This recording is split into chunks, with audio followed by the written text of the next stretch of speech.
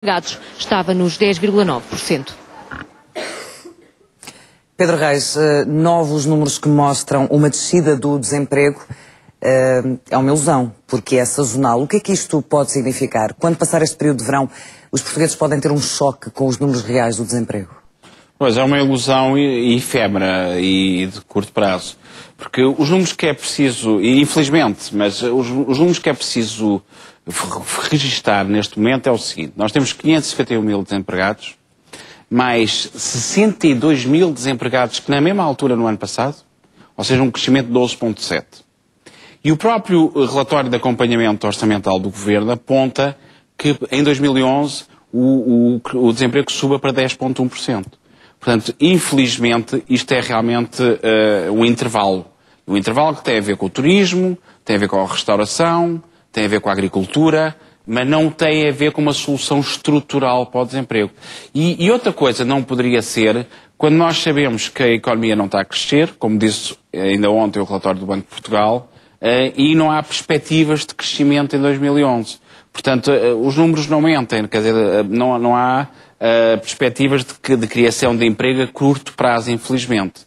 Onde é que nós podemos atuar a nível do desemprego, mesmo com este ambiente recessivo em termos económicos? Tem que se atuar sobre a flexibilidade laboral. É uma maneira aí mais elástica de criar emprego, mesmo que não seja tão definitivo, é com certeza mais estrutural do que o desemprego sazonal.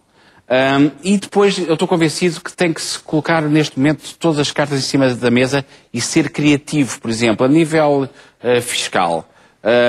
Há que considerar, alguns economistas já o apontaram, baixar os custos para a segurança social das empresas e que assim fique mais barato empregar as pessoas. Obviamente que nós não temos folga a nível das receitas, mas talvez, por contrapartida, por exemplo, de um IVA, que assim até pode ajudar a baixar as importações. Portanto, dar algum estímulo às empresas. Dar um estímulo às empresas, porque só as empresas podem criar emprego, quer dizer, não há outra alternativa. Os mercados externos vão demorar a responder. Portanto, nós temos que baixar os custos de contexto das empresas para que elas assumam o risco, ou dividam o risco com o Estado, de criar emprego. Enquanto isso não for lido em parceria e for só um esforço sobre as empresas, elas não vão abrir as comportas do emprego, é fatal.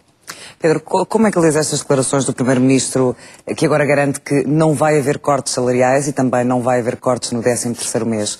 Portanto, uma posição do José Sócrates, mas em tempos o Primeiro-Ministro já assumiu outras posições que depois não foi capaz de cumpri-las pelo atual quadro económico.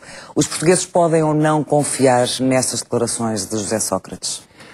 O Primeiro-Ministro disse, ouvi na peça, que é um absurdo contemplar a redução de salários na função pública. Eu acho que um absurdo é as coisas continuarem como estão e não fazermos nada.